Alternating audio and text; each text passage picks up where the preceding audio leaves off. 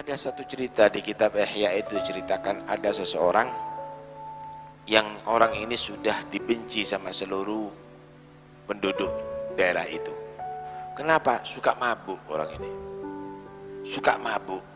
Mabukan. Sampai orang daerah itu benci sama semuanya. Di daerah itu ada seorang yang dikenal wali, yang selalu diambil berkahnya sama orang, diziarah sama orang untuk diminta doa, wis terkenal wali lah. Tapi orang ini tidak pernah keluar daripada tempat ibadahnya, khalwah terus. Satu saat orang yang mabukan ini mati, Pak. Itu mati, tetangganya nggak ada yang takziah. Istrinya itu bingung, sampai akhirnya bayar orang untuk mandikan. Ngafani, setelah dikafani, sudah demikian tidak ada orang yang datang untuk nyolati. Suruh bawa ke masjid atau musola, nggak ada yang ke sana.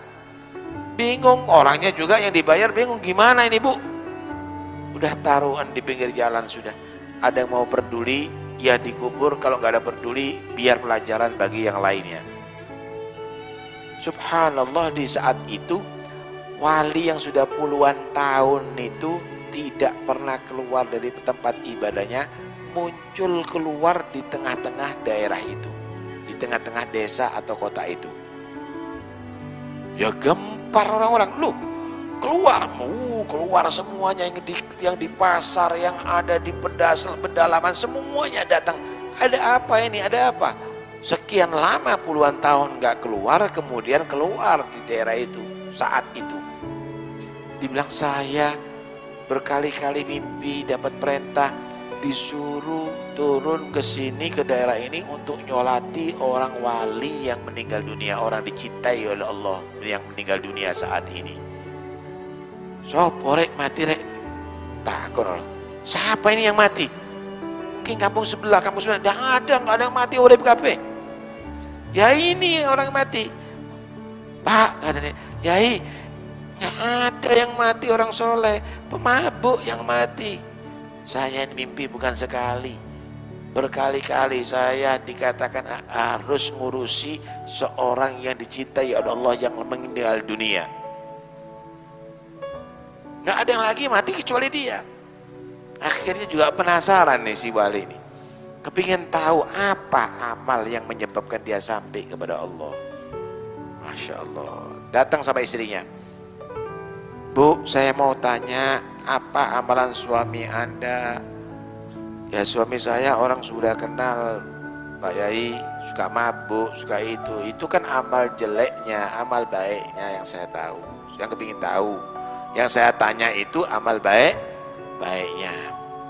Yai, memang ada dua hal keistimewaan suami saya yang orang-orang tidak tahu. Apa itu Bu? Yang pertama, suami saya tidak pernah meninggalkan qiyamul lail. Sholat 5 waktu dijaga Yai, gak pernah meninggalkan sholat 5 waktu. Kemudian memang kalau habis isya mabuk Yai, cuma malam itu kalau sadar dia langsung mandi, ganti baju, sholat sambil menangis meratap, ya Allah, betapa sulitnya meninggalkan yang haram ya Allah, betapa hinanya orang yang sudah menjadi budak nafsu dan setan ya Allah, semua orang udah benci kepadaku ya Allah, Engkau yang maha rahmat ya Allah, ampuni aku ya Allah, sayangi aku ya Allah, jangan Engkau siksa aku ya Allah. Neraka yang mana untuk menyiksa aku ya Allah, aku tidak berdaya ya Allah, tapi aku yakin Engkau adalah mendengar doaku dan mengampuni dosaku. Itu menangis sampai subuh. Setelah subuh, sholat subuh, masih berzikir sampai waktu duha. Setelah itu baru dia bekerja. Masya Allah. Yang kedua apa Bu? Yang kedua, cinta sama anak yatim luar biasa. Hidupnya pas-pasan, tapi dia tidak mau makan kecuali anak yatim sudah makan duluan. Dia tidak mau ganti pakaian kecuali anak yatim sudah dibelikan pakaian. Itu dibiayai sampai anak itu gede besar, sampai dibiayai sampai kawin dan sampai bekerja. Terus dia tadi itu perhatian sama anak yatim, cari anak yatim, peduli dengan anak yatim. Kata si wali, lihat nih, orang berdosa itu jelek, tapi ketika dia mengakui perbuatan dosanya dan minta taubat kepada Allah, menjadi orang dicintai oleh Allah. At-taib habibur rahman, orang yang taubat itu kekasih Tuhan yang maha rahmat.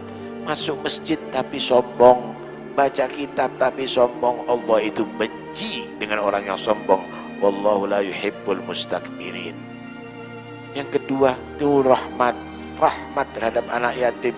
Akhirnya dia mendapatkan rahmat Allah. Ar-rahimuna yarhamhumur rahman, irhamu man fil ardi yarhamkum man fis sama, man lam yarham la yurham. Orang yang hatinya rahmat, dia dirahmati oleh Allah. Rahmati makhluk yang ada di bumi, maka yang di langit rahmat kepada kamu. Siapa yang tidak punya perasaan rahmat, dia tidak dapat bagian rahmat Allah Subhanahu wa taala. Akhirnya rame, Pak, sak kota semuanya nyolati orang tadi itu. Karena itu ayo kesempatan kita semuanya, perhatikan orang yang perlu kita bantu, anak-anak yatim kita bantu, para janda kita bantu, orang-orang miskin kita bantu. Jangan-jangan di situ kamu akan mendapatkan cinta Allah, kasih Allah, ridha Allah Subhanahu wa ta'ala. Mudah-mudahan insyaallah manfaat dunia akhirat. Mudah-mudahan kita jadikan orang-orang yang saleh, bisa meniru jejak orang yang saleh. Amin.